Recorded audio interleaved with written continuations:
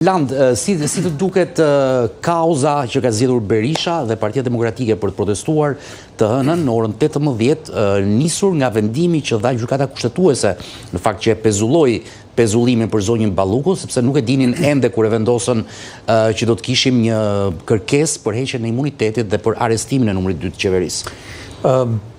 Kam përshtypjen që e kam thënë edhe ke kolegut e tjerë, tanët, që i kishte një zgjedhje detyruar për zotin Berisha dhe kupolën e Partisë Demokratike. Shiko pandi, pas 11 majit, me gjithë ato humbje dërmuese, pas gjithçka që ndodhi, Partia Demokratike as nuk bëri analizë, as nuk u riorganizua me forcë dhe me shpejtësi për të marrë veten nga kjo humbje shokuese, por zgjodhi të priste raportin final të SBO-dirit për të parë ç'thon ndërkombëtarët, por në fund ditës, qofse ti ke bindje që zgjedhjet janë vjedhur, çfarë të duhet ty ratifikimin ndërkombëtar, domethënë, ajo normal, kurdo që të vi, pro ose kundër teje, qëndron aty.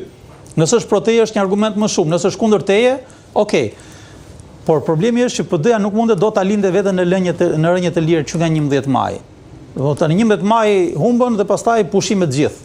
Pushime verore. Dhe protestat u premtuan me njëherë mbas 11 maj dhe po ndodh vetëm tani 22 po humbën kontaktet me bazën, njerëzit u zhgënjyen edhe më tej, kështu me radhë. Gjithë premtimet e zotit Berisha ngelen në rrugëve, u lan rrugëve dhe kështu me radhë. Në momentin kur patëm një moment të ri politik brenda Partisë Demokratike, që ishte zoti Saliani, i cili dhe zoti Ali Mehmeti, të cilët kërkuan një analizë, një rikthim tek baza, një zë ndryshe, një qëndrim ndryshe, duke ironizuar dhe foltoren përpara zyrës së Ramës, duke thënë që nuk mund të Rama me foltore përpara zyrës, sepse aty vetëm është argëtim, është një lodër, le themi, politike, e cila është për të kaluar kohën e lirë, por nuk ka forcë, nuk ka fuqi politike për të goditur qeverinë. Në këto kushte, kur ky zë filloi të qartësohej në bazën e Partisë Demokratike, Berisha e rimori këtë, le themi, këtë argument dhe menjëherë shpalli nisjen e protestave dhe të revoltave, stinës revoltave. Mund ta përkthejmë më shumë për të shuar zërat e pakët që ishin në Partinë Demokratike. Ky është një përfitimi i parë.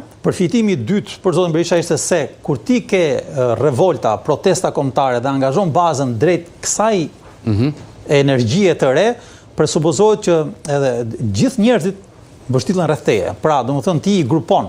Edhe ata të cilët mund të kishin ndërmend të thonin diçka, tani tashmë janë tek ti, domethënë. Pra, forcohet gardi në një farë mënyre.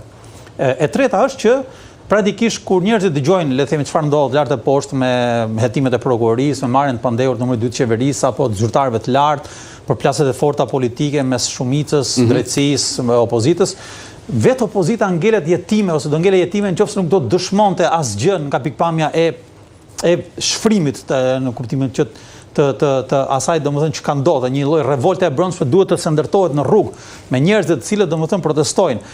Këtë po e bën, imagjino, Adriatik Lapaj. Adriatik Lapaj po e bën aktualisht duke dhënë një shembull suksesi të tij personal dhe të sakrificës. Dhe në momentin kur ti dëshmon që unë jam aty duke protestuar dhe duke bërë sakrificë, qoftë edhe i vetëm, kjo nxjerr zbuluar nga ana tjetër komoditetin opozitar, burokratët e opozitës, të cilët praktikisht në një farë mënyrë kanë rënë një lloj komoditeti